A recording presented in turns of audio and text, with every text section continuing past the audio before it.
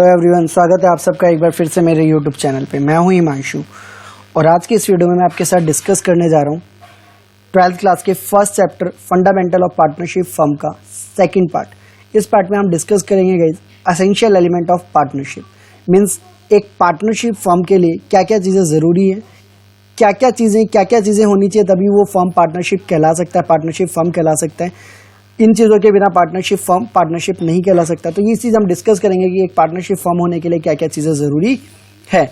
इससे पहले वाले पार्ट में हमने डिस्कस किया था कि इसकी पार्टनरशिप क्या होता है, पार्टनर का मतलब क्या होता है, फर्म क्या किसको फर्म कहते हैं और फर्म नेम क्या होता है। अगर आपने वो पार्ट नहीं देखा है तो गाइस डिस्क्रिप्शन पे जाके दिए गए लिंक पे क्लिक करके आप उस पार्ट्स को देख सकते हैं, या फिर ऊपर आ रहे आई के बटन पे क्लिक करके भी आप उस पार्ट को देख सकते हैं।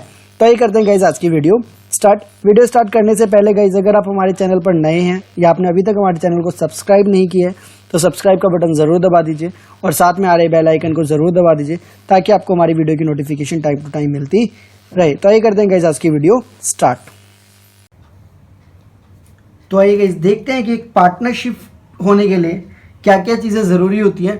कब बोला जाएगा कि एक ऑर्गेनाइजेशन यानी कि एक संगठन पार्टनरशिप में है या नहीं है, या कब बोला जाएगा एक कोई फर्म वो पार्टनरशिप में है भी या नहीं है। क्या सिर्फ दो लोगों या दो से अधिक लोगों का होना ही पार्टनरशिप कहलाता है, या फिर सिर्फ प्रॉफिट का आपस में बांट लेना ही पार्टनरशिप कहलाता है। तो एक पार्टनरशिप होने के लिए क्या क्या चीज़ें होनी ज़रूरी है, ये सारी चीज़ें इस वीडियो में हम देखेंगे। तो आइए देखते हैं क्या क्या चीज़ें होनी ज़रूरी होती हैं एक पार्टनरशिप होने के लिए। तो सर मैं मेरे साथ हेडिंग डालिए फीचर्स मेरे साथ हेडिंग डालेगा इस फीचर्स और कैरेक्टरिस्टिक्स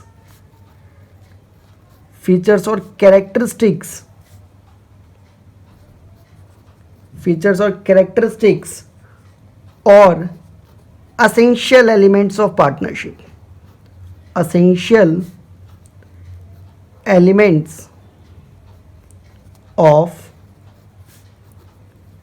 पार्टनरशिप।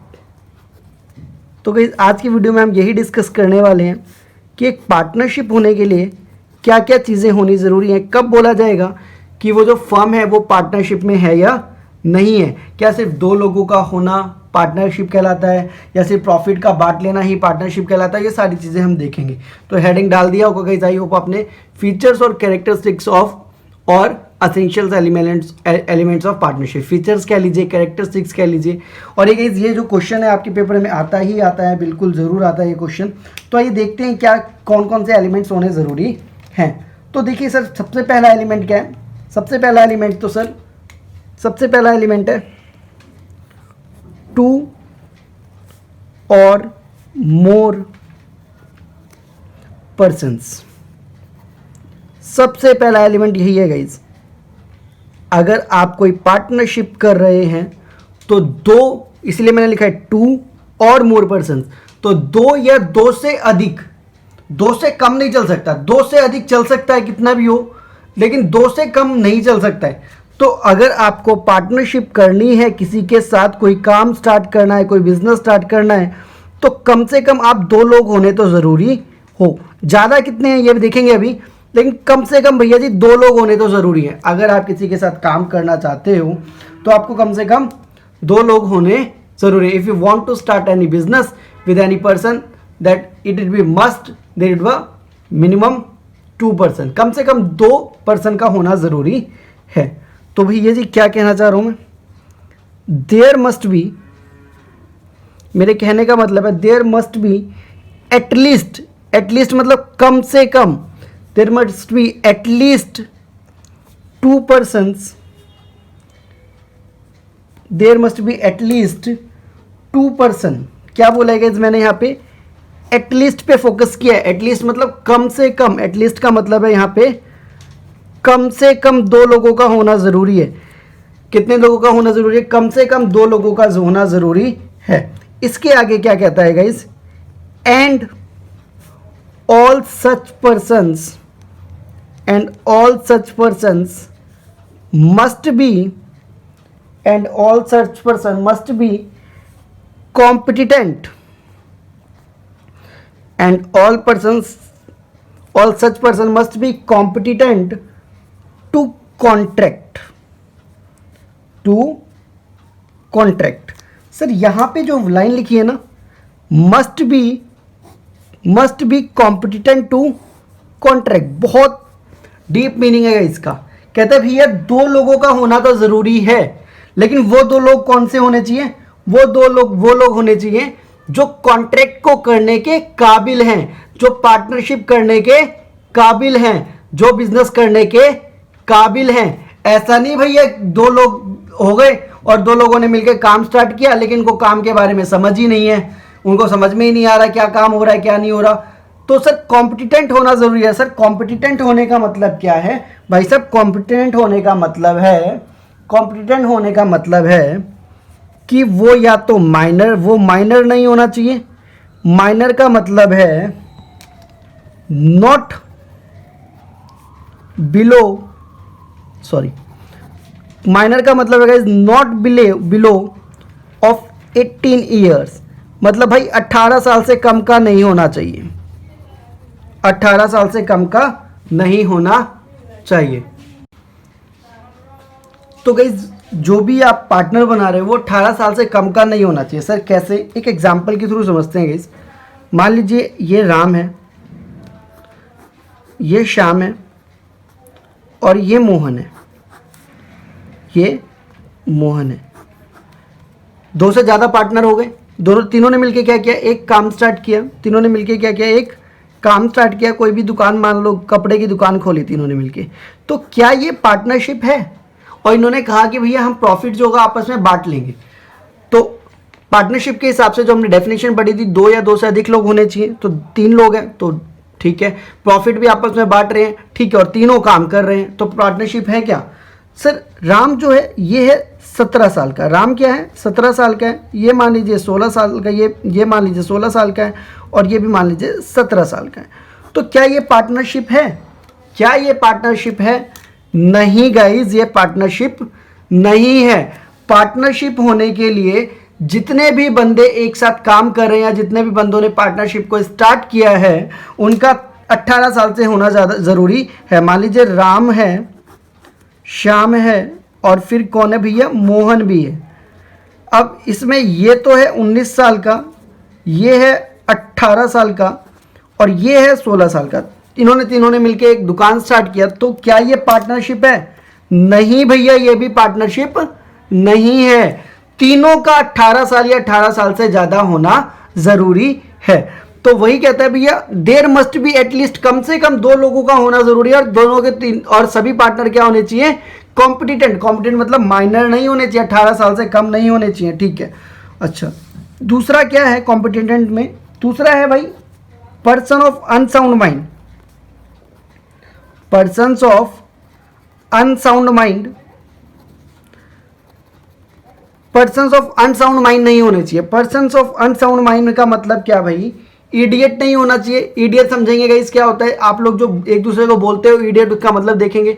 लुनेटिक नहीं होना चाहिए, ड्रंकन पीपल नहीं होना चाहिए। नहीं मतलब आया समझ में सर? तो सर पहले एक बार अनसाउंड माइंड का मतलब समझिए। अनसाउंड माइंड का मतलब क्या होता है? पहले अनसाउंड माइंड को कितने वर्ड से नोट कर सकते हैं? तो अनसाउंड माइंड में एक तो आता है आपका इडियट, दूसरा आता है गाइस आपका गाइस लुनेटिक, और तीसरा आता है गाइस आपका ड्रंकन पीपल। ड्रंकन पीपल ये नहीं होना चाहिए गाइस। सर इसका क्या मतलब है? सर भाई जिसके साथ आप पार्टनरशिप कर रहे हो ना वो इडियट नहीं होना चाहिए। इडियट होते हैं भी वो लोग जो जन्म से ही क्या हैं? जो जन्म से ही पागल हैं, जिनमें अपना दिमाग नहीं है, जो समझ नहीं सकते हैं कि क्या काम वो कर रहे हैं। मतलब जो बाय बर्थ क्या है? पागल है बाय बर्थ, जिसका दिमाग इतना इस काबिल नहीं है कि वो अपने दिमाग से कोई काम कर सके, वो होता है इडियट। लुनेटिक कौन होता है सर? लुनेटिक होता है भी बाय बर्थ तो वो पागल था, फिर बीच में वो ठीक हो गया, और फिर बाद में बीच में वो ठीक हो गया तब तो वो पार्टनरशिप कर सकता है, लेकिन फिर बीच में जैसे ही वो पार्टनर, फिर उसका दिमाग फिर खराब हो गया और फिर से वो अपने दिमाग की स्थिति को खो चुका है और अब वो पार्टनरशिप नहीं कर सकता। मतलब इडियट नहीं होना चाहिए। लुनेटिक और ड्रंकन पीपल, जो दारू पीते हैं तो दारू पीते वक्त अगर आपने किसी से पार्टनरशिप की है तो वो भी आपका पार्टनरशिप नहीं माना जाएगा। तो भाई तभी पार्टनरशिप होगा, 2 या 2 से अधिक लोग होने चाहिए, माइनर नहीं होना चाहिए, अनसाउंड माइंड नहीं होना चाहिए। अनसाउंड का मतलब है पागल नहीं होना चाहिए, ऐसा बंदा होना चाहिए जिसका दिमाग काबिल हो, जो पार्टनरशिप कर रहा है उसको पता हो कि भाई मैं क्या करने जा रहा हूं, इस काम से क्या होगा, जो अपने बारे में सोच सके, उस काम को आगे, उस काम का आगे क्या होगा, उस काम का क्या फ्यूचर होगा, उसके बारे में डिसीजन ले सके, जो इस काबिल होकर किसी बात का फैसला कर सके, वही बंदा पार्टनरशिप कर सकता है। ठीक है। तीसरा है guys, person disqualified by any law, person disqualified by any law, ये नहीं होना चाहिए। क्या मतलब है सर? सर उस लोगों के साथ आप पार्टनरशिप नहीं कर सकते जिसको कानून ने मना कर दिया है। जैसे कि मान लीजिए कौन? कन्विक्ट। कन्विक्ट के साथ आप पार्टनरशिप नहीं कर सकते। नहीं मतलब आया सर, भैया जो अपराधी है, जो अपराधी है, जो जेल के अंदर है, उसके साथ आप कॉन्ट्रैक्ट नहीं कर सकते। एग्जाम्पल देता हूं, संजय दत्त जब जेल में थे तो आपने देखा था वो बार बार पेरोल पे क्या हो रहे थे, बाहर आ रहे थे। तो जब वो पेरोल पे बाहर आ रहे थे तभी वो फिल्म साइन कर रहे थे, जेल के अंदर रह के वो फिल्म साइन नहीं कर रहे थे। तो भैया जब कोई बंदा जेल के अंदर है तो तुम उसके साथ पार्टनरशिप कर ही नहीं सकते। ठीक है। दूसरा, एलियन एनिमी। एलियन एनिमी के साथ आप पार्टनरशिप नहीं कर सकते। सर एलियन एनिमी कौन है? एलियन एनिमी वो लोग होते हैं गाइस जो दूसरे देश के साथ, जब आपका किसी दूसरे देश के साथ लड़ाई चल रही होती है तो दूसरे देश के किसी भी पर्सन के साथ आप कोई पार्टनरशिप नहीं कर सकते। मान लीजिए इंडिया और पाकिस्तान में लड़ाई चल रही है तो इंडिया का कोई पर्सन किसी पाकिस्तान के पर्सन के साथ पार्टनरशिप नहीं कर सकता है, पार्टनरशिप नहीं कर सकता है। ठीक है। तीसरा गाइस, एम्बेसडर।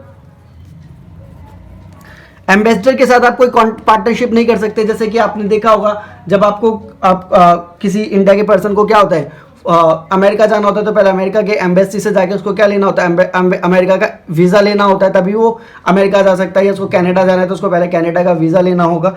तो ये जो एम्बेसी ऑफिस में लोग बैठते हैं ना, उसके साथ आप कोई पार्टनरशिप नहीं कर सकते, क्योंकि कानून साफ साफ कहता है भाई किसी अपराधी के साथ तुम कॉन्ट्रैक्ट नहीं कर सकते, पार्टनरशिप नहीं कर सकते। किसी एलियन एनिमी यानी किसी दूसरे देश के साथ जिसके साथ हमारी लड़ाई चल रही है उसके किसी पर्सन के साथ आप पार्टनरशिप नहीं कर सकते। एम्बेसी में बैठने वाले लोगों के साथ आप पार्टनरशिप नहीं कर सकते। तो गाइस ये चीजें हैं। तो पहली फीचर तो वही है, दो लोग होने चाहिए कम से कम, कम से कम दो लोग होने चाहिए। दो से ज्यादा हो सकते हैं, दो से कम नहीं हो सकते। और वो दो लोग कौन से होने चाहिए? माइनर नहीं होने चाहिए, 18 साल से कम नहीं होना चाहिए। अनसाउंड माइंड मतलब उनका दिमाग बिल्कुल काम करना चाहिए। और तीसरा, लॉ ने मना ना किया हो। लॉ किन को मना करता है? कन्विक्ट को मना करता है, जो अपराधी होते हैं। एलियन एनिमी को मना करता है, एम्बेसडर को मना करता है। तो इनके साथ आप पार्टनरशिप नहीं कर सकते। ठीक है सर। अब बात आई सर, मिनिमम तो दो होने चाहिए, कम से कम कितने लोग होने चाहिए? दो लोग होने चाहिए। लेकिन सर ज्यादा से ज्यादा कितने लोग हो सकते हैं? ज्यादा से ज्यादा कितने लोग हो सकते हैं? तो maximum limit of a member, maximum limit of number, maximum limit of number of partner, of numbers of partners according to Companies Act, according to Companies Act 2013, the maximum limit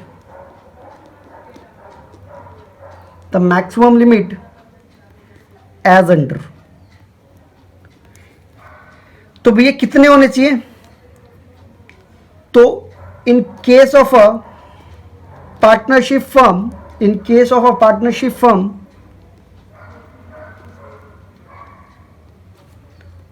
100 members.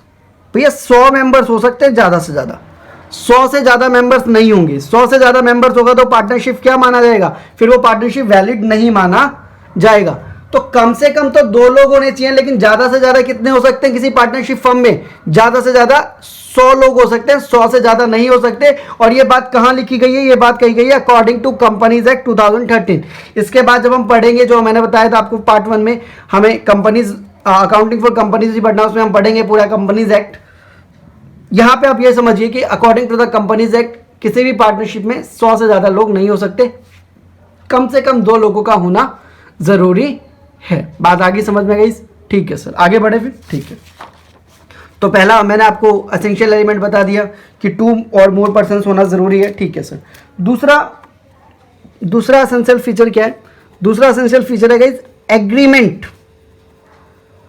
Agreement का होना जरूरी है। Agreement करवा लो तो बहुत बढ़िया है भाई।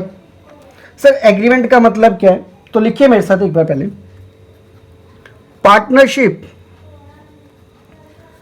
Partnership comes into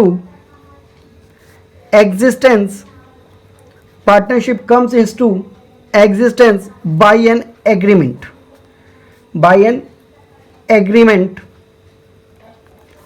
this agreement may be express को ब्रैकेट में लिखिएगा इज रिटन और oral और implied। the agreement, ठीक है guys, the agreement among the partner is the basis of their relationship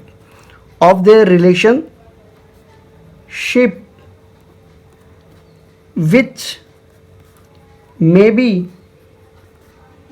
for a particular venture for a period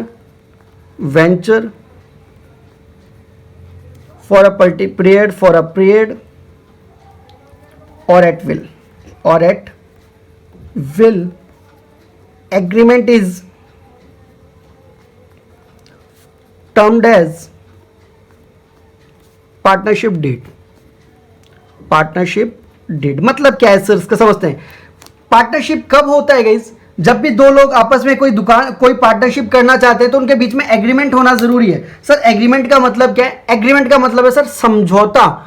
जब भी कोई भी लोग पार्टनरशिप करना चाहते हैं तो उनके बीच में एक समझौता होना तैयार है। अब वो समझौता लिख के भी हो सकता है, बोल के भी हो सकता है, और इंप्लाइड नेचर यानी कि आपके बिहेवियर से ही पता चल सकता है। सर एग्जांपल समझाएंगे? बिल्कुल समझाऊंगा सर। मान लीजिए गाइस ये हैरी है, ये जॉन है, इन्होंने कहा कि भाई हम दोनों मिलके एक काम स्टार्ट कर देते हैं। एक काम स्टार्ट करते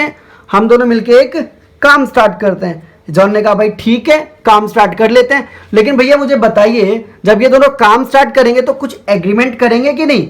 ये डिसाइड करेंगे कि नहीं भाई तू कितने पैसे लगाएगा, मैं कितने पैसे लगाऊंगा? ये डिसाइड करेंगे कि नहीं भाई तू कितनी देर काम करेगा, मैं कितनी देर काम करूंगा? ये डिसाइड करेंगे कि नहीं करेंगे भाई तू कितना प्रॉफिट लेगा, मैं कितना प्रॉफिट लूंगा?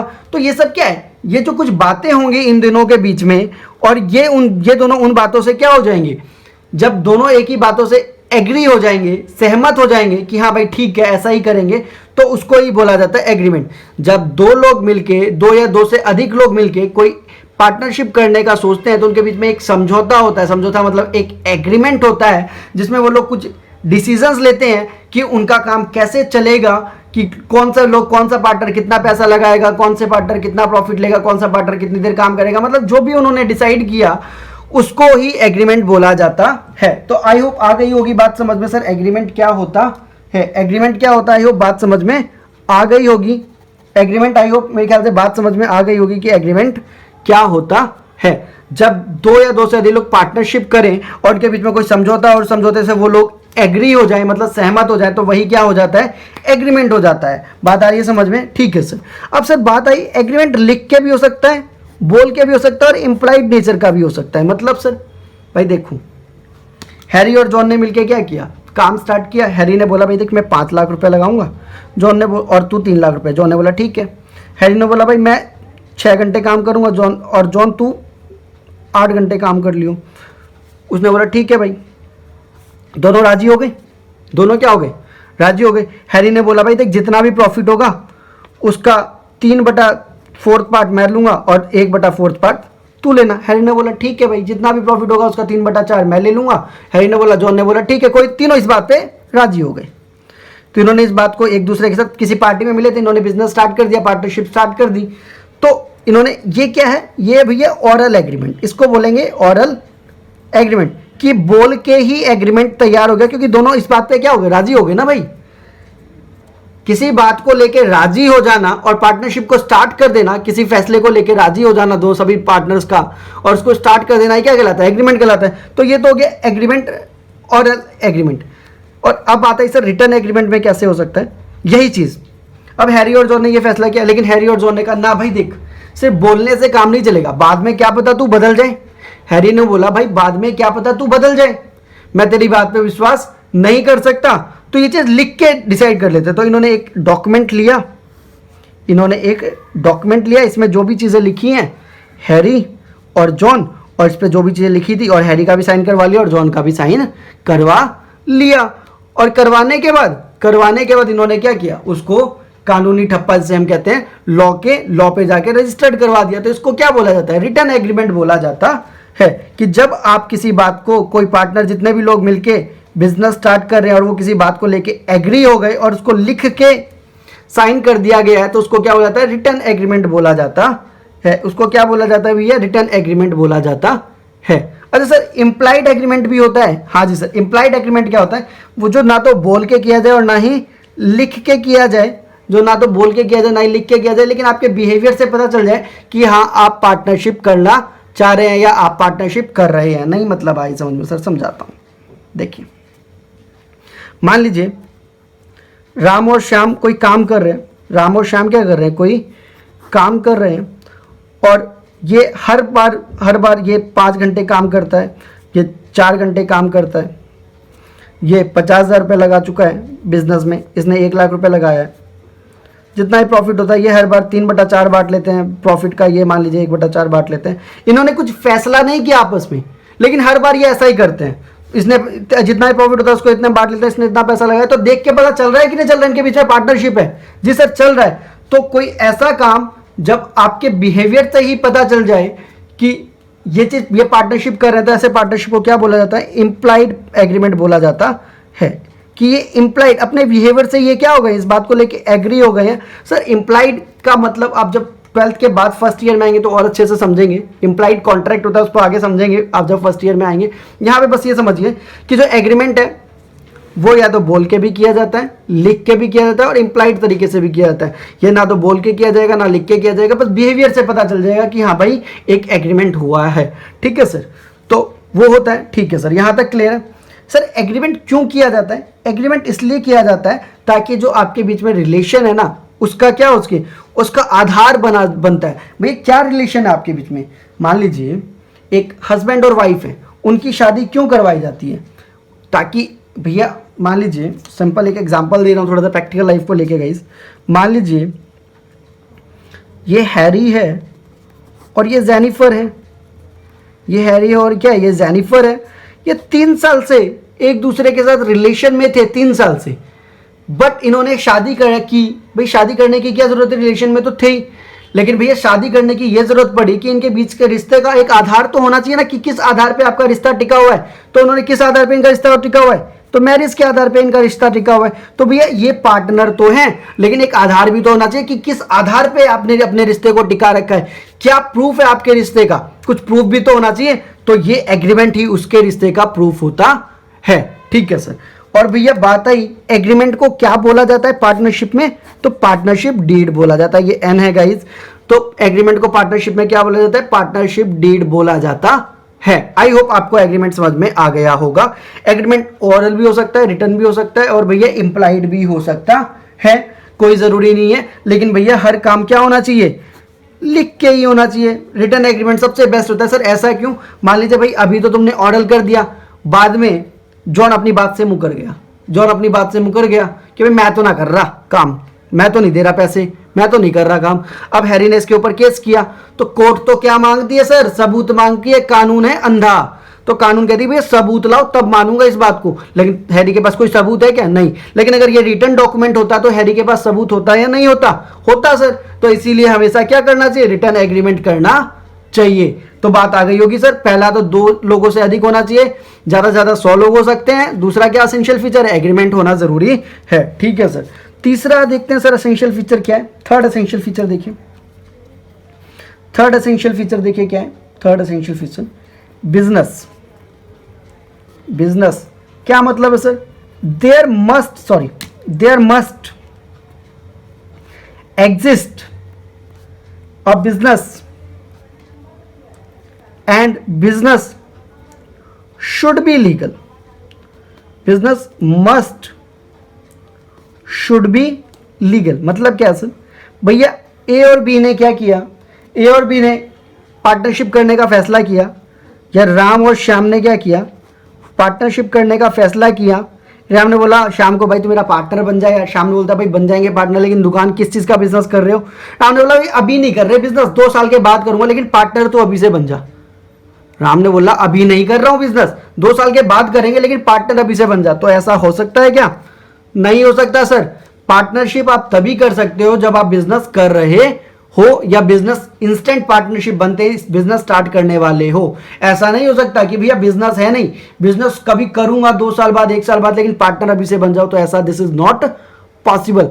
पार्टनरशिप तभी हो सकती है जब आप बिजनेस कर रहे हो, बिजनेस को चला रहे हो या बिजनेस करने का सोच रहे हो, तभी आप क्या कर सकते हो सर? पार्टनरशिप कर सकते हो। बात आ रही है समझ में गाइस?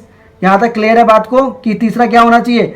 तीसरा आपका कैरिंग ऑन अ बिजनेस होना चाहिए। ठीक है सर, ओके सर, यहां तक बात आ गई समझ में? ठीक है, आगे बढ़े जी सर। चलो आगे बढ़ते हैं फिर। तीसरी फीचर आ गई समझ में? ठीक है सर। चौथा फीचर देखिए सर, फोर्थ फीचर क्या है इनके बीच में?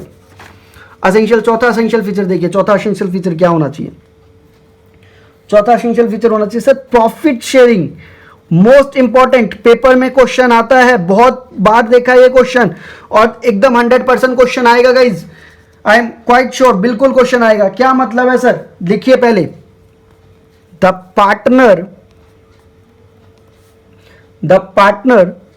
Must to share the profits, must to share profits. It is not essential, it is not essential that all partner, बहुत इंपॉर्टेंट लाइन है guys, that all partners must share the losses also. Particular may be bear the losses or maybe not, or maybe not. बात आ गई समझ में guys? यहां पे बात आ रही है समझ में? नहीं सर, समझते हैं भैया। कहता है चौथा पार्टनर, चौथा पॉइंट क्या कहता है? The partner must to share the profits. भैया अगर कोई पार्टनरशिप कर रहा है तो उनका आपस में प्रॉफिट बांटना जरूरी है। अगर वो प्रॉफिट को नहीं बांट रहे हैं तो वो पार्टनर हो ही नहीं सकते किसी भी कीमत पे। समझिए गाइस, बात को समझाता हूं एग्जांपल के थ्रू। राम और श्याम ने बिजनेस स्टार्ट किया, 2 लोग हैं, पार्टनरशिप हो सकती है, 2 लोग हो गए। इन्होंने एग्रीमेंट भी किया। क्या एग्रीमेंट किया? कि भाई मैं 50,000 रुपये लगाऊंगा, और इसने बोला मैं 1 लाख रुपए लगाऊंगा। 50 की है ये, ठीक है, 50 के रुपीज़ लगाऊंगा। इसने कहा मैं 8 घंटे काम करूंगा, और इसने बोला मैं 6 घंटे काम करूंगा, मैं 6 घंटे काम करूंगा, ठीक है। और इन्होंने काम स्टार्ट कर दिया, लेकिन जितना प्रॉफिट होता था ये आपस में बांटते ही नहीं थे, आपस में प्रॉफिट को ये बांट ही नहीं रहे थे, तो ये पार्टनरशिप हो ही नहीं सकती। अगर ये if they are not sharing profit, if they are not sharing profits, so there is no partnership, so there is no। अगर भैया इन्होंने काम तो स्टार्ट कर दिया, लेकिन अगर ये अपने बिजनेस के फायदे को आपस में बांट नहीं रहे हैं तो ये पार्टनरशिप नहीं है। पार्टनरशिप तभी मानी जाएगी जब लोग एक दूसरे के साथ क्या बांट रहे हो? प्रॉफिट को बांट रहे हो। ठीक है सर, ठीक है, प्रॉफिट का बांटना जरूरी है। अच्छा एक लाइन और लिखिएगा, बहुत इंपॉर्टेंट लाइन है, इसी के बाइस पे एक क्वेश्चन आता है। It is not essential that all partner must share the losses. भैया प्रॉफिट का बांटना तो जरूरी है, लेकिन लॉस भी बांटे ये जरूरी नहीं है। समझिए गाइस, एग्जाम्पल दे रहा हूं। राम है, श्याम है, और भैया ये मोहन है, ठीक है सर, ठीक है। इसने मान लीजिए 1 लाख रुपए लगाया, इसने 2 लाख रुपए लगाया, इसने 1.5 लाख यानी कि 1.5 लाख रुपए लगाया, ठीक है सर, ठीक है। और इन्होंने क्या किया? काम को स्टार्ट कर दिया, और इन्होंने क्या बोला? भाई जितना भी प्रॉफिट होगा, मान लीजिए जितना भी प्रॉफिट होगा उसको हम आपस में बांट लेंगे, जिसको हम क्या कर लेंगे, प्रॉफिट को आपस में बांट लेंगे, यानी कि एक एक एक के रेशो में जितना भी प्रॉफिट होगा। मान लिया अगर 3 लाख प्रॉफिट हुआ तो 1 लाख ये ले लेगा, श्याम भी 1 लाख ले लेगा, मोहन भी 1 लाख ले लेगा। 6 लाख हुआ तो ये 2 लाख ले लेगा, ये 2 लाख ले लेगा, ये 2 लाख लेगा। जितना प्रॉफिट होगा उसको बराबर बराबर आपस में बांट लेंगे। तो इन्होंने ये तीनों ने ये डिसाइड किया कि भी मैं इतने रुपए लगाऊंगा, मैं इतने रुपए लगाऊंगा, मैं इतने रुपए लगाऊंगा, और जितना भी प्रॉफिट होगा उसको आपस में क्या कर लिया जाए, इक्वली बांट लिया जाएगा, इक्वली डिस्ट्रीब्यूट कर लिया जाएगा प्रॉफिट को। किसको, प्रॉफिट को।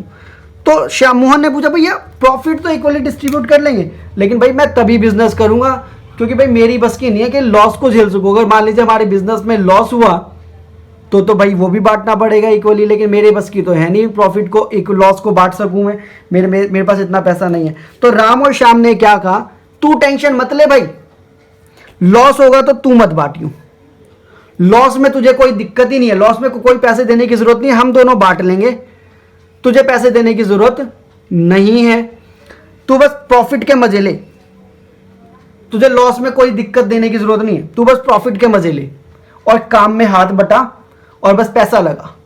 तुझे लॉस होगा बिजनेस में तो हम तुझसे पैसा नहीं लेंगे। मान लीजिए इन्होंने बिजनेस स्टार्ट किया 2005 में, 2005 में 6 लाख रुपए का प्रॉफिट हो गया। कितने का प्रॉफिट हो गया भैया, 6 लाख का प्रॉफिट हो गया। तो 2 लाख 2 लाख 2 लाख आपस में बांट लिया। 2006 में 8 लाख का, 2006 में 9 लाख का प्रॉफिट हो गया, तो भाई 3 लाख 3 लाख 3 लाख बांट लिया। और 2007 में 8 लाख का क्या हो गया भैया, 2007 में 8 लाख का नुकसान हो गया। तो भाई 8 लाख का अगर नुकसान हो गया तो कायदा क्या कहता है कि भैया बराबर बराबर बांट लेना चाहिए, लेकिन मोहन कहता है भाई मेरे बस की तो है ही नहीं प्रॉफिट लॉस को बांटना, मेरे पास इतना पैसा नहीं है। तो भैया 8 लाख को ये दोनों सिर्फ राम और श्याम 4-4 लाख में बांट लेंगे, इसको कोई भी जरूरत नहीं है। तो भैया प्रॉफिट का बांटना तो कंपलसरी है, लेकिन लॉस का बांटना कंपलसरी नहीं है। तो इसीलिए बोला गया it is not essential. Essential मतलब जरूरी, असेंशियल का मतलब यहां पे समझिएगा गाइस, असेंशियल का मतलब यहां पे क्या है, असेंशियल का मतलब यहां पे जरूरी है। इट इज नॉट असेंशियल कि ये जरूरी नहीं है कि सभी पार्टनर लॉसेस को भी बांटे। हो सकता है कोई एक पार्टनर लॉस को बांटे, या हो सकता है सभी पार्टनर लॉस को बियर करें। बियर का मतलब है भाई, यहां पे बियर भी एक वर्ड आया होगा गाइस कहीं पे, ये रहा, बियर का एक वर्ड है सहना। हो सकता है एक ही पार्टनर लॉस को सह ले या सभी मिलकर लॉस को सह ले। प्रॉफिट का बांटना तो जरूरी है, लेकिन लॉस का बांटना जरूरी नहीं है। ठीक है सर, बात आ गई समझ में। सर चौथा फीचर खत्म नहीं सर, एक और इसके साथ नोट लिखिए। सर क्या नोट लिखवा रहे हैं, लिखिएगा इस पहले मेरे साथ। इट में ऑल्सो बी नोटेड दैट, बहुत इंपॉर्टेंट लाइन लिखवा रहा हूं गाइस, बहुत ही इंपॉर्टेंट लाइन है और बहुत स्कोरिंग लाइन है गाइस ये। अगर आपके पेपर में क्वेश्चन आता है तो बहुत इंपॉर्टेंट लाइन होने वाला है। इट में also be noted that profit sharing is prima facie evidence। Sir यहाँ पे मैं पेन इसलिए चेंज कर रहा हूँ क्योंकि जो चीज़ इंपॉर्टेंट है इसके लिए मैंने यहाँ पे पेंच किया है। And not prima facie evidence and not a collusive evidence, collusive या conclusive है गाइस ये, collusive evidence of a partnership। मतलब क्या है सर, भैया सिर्फ प्रॉफिट बांट रहे हैं तो तुम ये मत कह देना कि ये पार्टनर है, तो तुम ये मत कह देना कि ये पार्टनर है। प्राइमा फेसी का मतलब पहले समझिए, यहाँ पे एक प्राइमा फेसी वर्ड आया है। सर इस प्राइमा फेसी का मतलब समझाइए। सर प्राइमा फेसी का मतलब होता है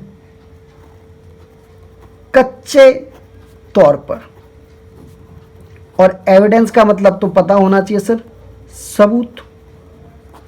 कच्चे तौर पर सबूत मतलब क्या है सर, मतलब गाइस ये है कि अगर कोई बंदा, दो लोगों ने काम स्टार्ट किया हुआ है और वो अपने आपस में बीच में प्रॉफिट को बांट रहे हैं, तो ये मत समझ लेना कि वो पार्टनर है। क्या बात कर रहे हो सर, दो लोग हैं प्रॉफिट बांट रहे हैं। अभी तो बताया आपने, आधे घंटे का भाषण दिया है कि अगर दो लोग आपस में प्रॉफिट बांट रहे हैं तो पार्टनर है, तो उस भाषण का क्या मतलब था, और यहां पे आप मना कर रहे हो। सर समझाता हूं, समझिएगा इस एक एग्जाम्पल के थ्रू समझाता हूं, बहुत ही बेस्ट एग्जाम्पल है, समझिएगा। सिर्फ राम है, कौन है भैया ये, राम है।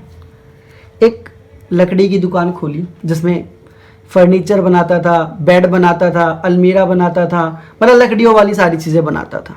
अकेला बंदा था, काम कर रहा था। ठीक है सर। अब एक श्याम था, ये दोनों एक दूसरे को बिल्कुल भी नहीं जानते। श्याम काम की तलाश में इधर उधर भटक रहा था। भटकता भटकता राम के पास आया, कहता है साहब जी कुछ काम मिलेगा क्या? राम ने कहा नहीं भाई, यहाँ पे काम की जरूरत नहीं है। श्याम कहता है साहब जी कोई भी काम कर लूंगा, छोटा मोटा कोई भी काम दे दो। राम ने कहा अच्छा भाई। राम ने कहा भाई ठीक है, चल मेरे साथ काम पे लग जाओ।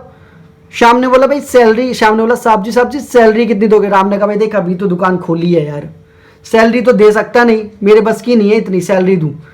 हाँ एक काम कर कि अगर कुछ प्रॉफिट होता है, मान लीजिए कितना भी प्रॉफिट होता है, तो प्रॉफिट का 20% तू ले लियो और 80% मैं ले लूंगा। मतलब मान लीजिए अगर 1 लाख प्रॉफिट हुआ तो भैया 20,000 श्याम ले लेगा, 80,000 राम ले लेगा, 2 लाख हुआ तो 40,000 ये ले लेगा, 1,60,000 ये ले लेगा। अब कोई बंदा आए, अब आप मुझे बताइए क्या राम और श्याम पार्टनर हैं? कम ऑन गाइस, क्या राम और श्याम पार्टनर हैं? वेकअप, जल्दी बताओ गाइस, क्या राम और श्याम पार्टनर है? नहीं सर, राम और श्याम पार्टनर कहां है? राम के और श्याम के बीच में पार्टनरशिप तो है ही नहीं। राम तो इसके अंडर में काम कर रहा है। राम तो क्या कर रहा है, सॉरी श्याम क्या कर रहा है? राम के अंडर में काम कर रहा है। राम और श्याम पार्टनर तो है नहीं, श्याम तो इसके अंडर में काम कर रहा है। राम कभी भी श्याम को नौकरी से निकाल सकता है, जबकि पार्टनरशिप में कोई बंदा किसी को नौकरी से नहीं निकाल सकता है, क्योंकि वो तो उस बिजनेस में क्या है, पार्टनर है। क्या श्याम ने यहां पे पैसा लगाया है? नहीं लगाया। क्या श्याम इसके बिजनेस में कोई फैसला ले सकता है, कोई डिसीजन ले सकता है? राम चाहेगा कि भाई अब वो बेड का काम करता था, राम चाहेगा भाई अब वो कुछ और भी चीज बनाने क्या कहते हैं, लकड़ी के साथ साथ अब वो लोहे का भी काम करने लगता है। क्या श्याम मना कर सकता है? नहीं कर सकता। क्या श्याम कोई फैसला लेने में इसकी मदद कर सकता है? नहीं कर सकता सर, राम को वो रोक ही नहीं सकता। तो सिर्फ प्रॉफिट को बांटना क्या कहता है, प्रॉफिट को बांटना ही पार्टनरशिप नहीं कहलाता है। इसीलिए बोला गया है it may also be noted that profit sharing is a prima facie evidence. कच्चे तौर पे आप, ये कच्चा सबूत है कि प्रॉफिट को बांट लिया तो आप ये मान लो कि ये पार्टनरशिप है। नहीं सर, गलत है। पार्टनरशिप का होना सिर्फ प्रॉफिट के बांटने से ही पार्टनरशिप का होना नहीं माना जाएगा। ठीक है सर। तो चौथा एसेंशियल एलिमेंट समझ में आ गया होगा। ये चौथा एलिमेंट क्या था? जी सर, आगे बढ़ू फिर? ठीक, आगे बढ़िए सर। ठीक, आगे बढ़ते हैं गाइस, आगे बढ़ते हैं। Okay,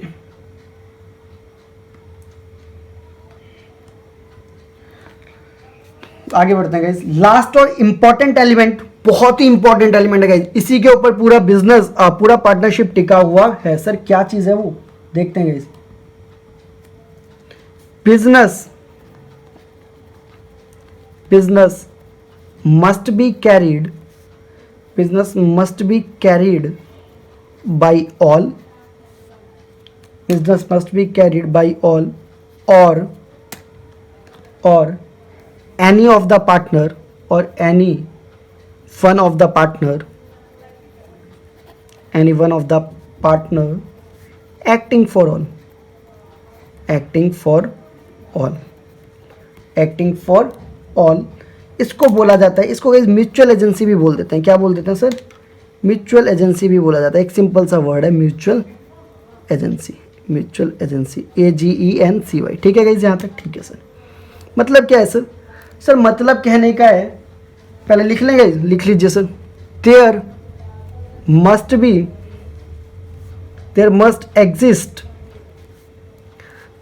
exist a mutual agency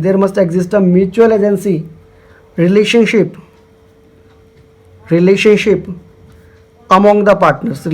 among the partners, mutual agency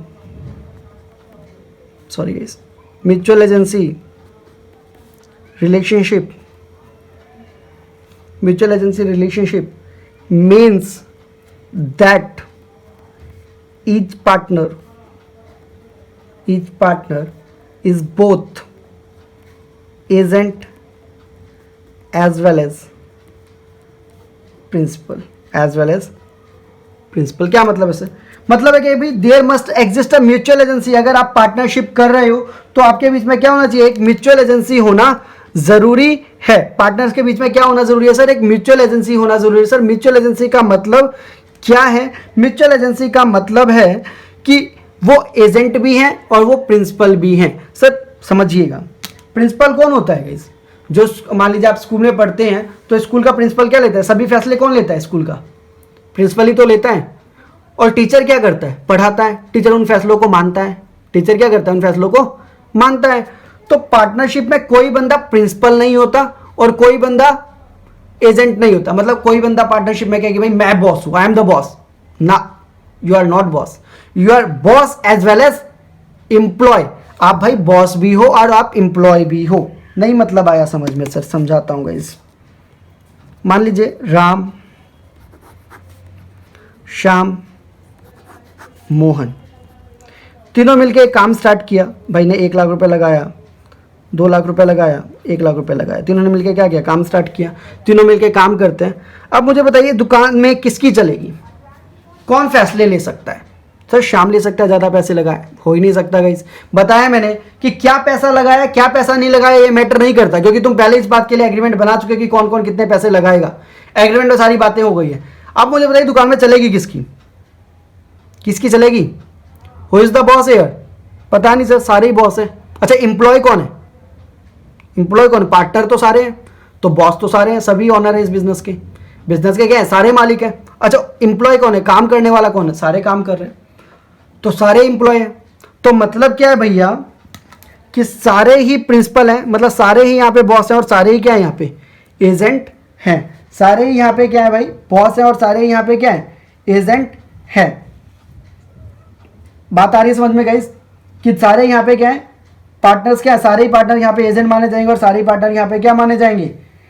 agent माने जाएंगे। कोई किसी का बॉस नहीं होगा। सभी को अगर कोई फैसला लेना है बिजनेस के लिए तो तीनों की सहमति से ही कोई फैसला लिया जाएगा। ऐसा नहीं कि भाई इसने कुछ सोचा और वो बिजनेस में काम कर दिया, ऐसा नहीं हो सकता। अगर इसको कोई फैसला बिजनेस में कुछ चेंज करना है तो पहले दोनों से परमिशन लेनी पड़ेगी। जब तीनों उस बात को लेकर सहमत हो जाएंगे तभी वो ये काम कर सकता है। अगर आपने अकेले में कोई बिजनेस में काम कर रहे हो तो वो काम नहीं माना जाएगा, फिर आपकी पार्टनरशिप को वैलिड नहीं माना जाएगा। तो भैया पार्टनरशिप होने के लिए क्या होना चाहिए? म्यूचुअल एजेंसी का होना बहुत ज़रूरी है। मतलब कोई भी फैसला आप बिजनेस में लो, चाहे छोटे से छोटा फैसला चाहे बड़े से बड़ा फैसला, जितने ही पार्टनर सबका एग्री होना ज़रूरी है। हाँ इन द इमरजेंसी केस। अच्छा अब देखिए गाइस, मैंने बोला कि सभी पार्टनर का एग्री होना ज़रूरी है। अब भाई ये राम था, ये श्याम है और ये भाई मोहन है, ठीक है। श्याम और यहीं पे इनकी फैक्ट्री है, ठीक है। यहाँ पे इनकी क्या है? इस फैक्ट्री है। राम का घर बहुत पास था फैक्ट्री के, श्याम और मोहन का घर बहुत दूर था। अब रात में क्या हुआ? तीनों सो रहे थे। रात में राम का घर पास था। राम ने देखा कि ये फैक्ट्री में क्या लगी हुई है? फैक्ट्री में आग लगी हुई है। राम क्या देखता है? फैक्ट्री में आग लगी हुई है। तो क्या पहले राम श्याम और मोहन से फैसला पूछेगा फोन करके? अरे भाई श्याम फैक्ट्री में आग लग गई है, क्या करूं, बुझाऊं या ना बुझाऊं? नहीं पूछेगा ना सर। पूछेगा क्या? नहीं पूछेगा सर। तो लेकिन अभी तो मैंने बोला कि बिजनेस में कोई भी फैसला आप करो पार्टनरशिप में तो पहले सबकी परमिशन लेनी पड़ती है। तो क्या ये पार्टनरशिप नहीं है? है सर। कहता है, कोर्ट कहता है, लॉ कहता है कि भाई तुम इमरजेंसी में ऐसा कोई काम कर सकते हो जो बिजनेस के लिए फायदेमंद हो बिना किसी से पूछे। अब भैया इनसे बात करने का इंतजार तो नहीं कर सकता ना हम, तब तक फैक्ट्री जल के खत्म हो जाएगी। तो राम क्या करेगा? पहले इसको बुझा सकता है। यानी कि in the emergency situation any partner can take the decision without the allowance of any partner. और वो परमिशन क्या होना चाहिए? वो परमिशन आपकी बिजनेस के लिए क्या होना चाहिए? फायदेमंद होना चाहिए, बिजनेस के नुकसान के लिए फायदेमंद। अगर आप इमरजेंसी सिचुएशन में ऐसा ना हो कि भैया आप बिजनेस के नुकसान के लिए ही कोई काम कर दो, तो भैया विद इन इमरजेंसी सिचुएशन कोई भी आप डिसीजन ले सकते हो बिना किसी से पूछे भी। लेकिन अगर नॉर्मल सर्कमस्टांसेस है, नॉर्मल सिचुएशन है, तो आपको भैया क्या करना पड़ेगा? तो आपको उन लोगों से फैसला, सभी लोगों का अलाउंस जरूरी है। तो ये 5 असेंशियल फीचर थे पार्टनरशिप के। अगर ये 5 चीजें हैं तभी आप पार्टनरशिप को मानोगे कि वो एक वैलिड पार्टनरशिप है, वरना वो एक वैलिड पार्टनरशिप नहीं माना जाएगा। सर क्या क्या थी? एक बार रिपीट कर ले, कंक्लूड में। बिल्कुल सर। पहला क्या था? 2 या 2 से अधिक लोग हो सकते हैं। ज़्यादा से ज़्यादा कितने हो सकते हैं? सर बताया था मैंने, ज़्यादा से ज़्यादा 100 लोग हो सकते हैं। और वो क्या होने चाहिए? माइनर नहीं होने चाहिए अनसाउंड माइंड नहीं होने चाहिए, डिस्क्वालीफाइड बाय लॉ नहीं होने चाहिए, ठीक है। दूसरा क्या होता है सर, एग्रीमेंट होना जरूरी है। एग्रीमेंट रिटर्न भी हो सकता है, ऑरल भी हो सकता है, इंप्लाइड भी हो सकता है, लेकिन ज़्यादा बेनिफिशियल क्या है, रिटर्न कर लो, ज़्यादा अच्छा है, ताकि आपको फ्यूचर में कोई डिस्प्यूट ना हो, फ्यूचर के डिस्प्यूट को, फ्यूचर में जो भी आपकी लड़ाई झगड़े से आप बच सको। तीसरा क्या है सर, बिजनेस का होना जरूरी है। ऐसा नहीं कि बिजनेस पार्टनरशिप अभी कर लिया, बिजनेस 2 साल बाद करोगे, दिस इज नॉट पॉसिबल, ठीक है सर। चौथा क्या है, प्रॉफिट शेयरिंग का होना जरूरी है। अगर आप पार्टनरशिप कर रहे हो तो प्रॉफिट का बांटना जरूरी है। लॉस का बांटना इतना जरूरी नहीं है, लॉस बांट भी सकते हो और नहीं भी बांट सकते हो, लेकिन सिर्फ प्रॉफिट बांट रहे हो तो इसका मतलब ये नहीं कि आप पार्टनरशिप कर रहे हो। प्रॉफिट तो सिर्फ क्या है, एक आपके लिए एक प्रॉफिट से आप सिर्फ एक अंदाजा लगा सकते हो कि हाँ यहाँ पे पार्टनरशिप है। मेन पार्टनरशिप का क्या है भैया, म्यूचुअल एजेंसी जरूरी है। अगर म्यूचुअल एजेंसी है तभी आप कह सकते हो कि इनके बीच में पार्टनरशिप है। म्यूचुअल एजेंसी का मतलब क्या है, सभी वहां पे बॉस है और सभी वहां पे इंप्लॉय है। कोई भी अगर फैसला लेते हो तो सभी का सहमति से यह फैसला ले सकते हो। तो गाइस ये आपके एसेंशियल फीचर है। तो आई होप पांचों के पांचों एसेंशियल फीचर आपको समझ में आ गए होंगे सर। बिल्कुल सर, फिर भी कोई डाउट है तो प्लीज गाइस कमेंट सेक्शन में कमेंट करिएगा, मैं पूरी कोशिश करूंगा आपके डाउट्स को क्लियर करने की। So thanks for the watching guys, have a nice day.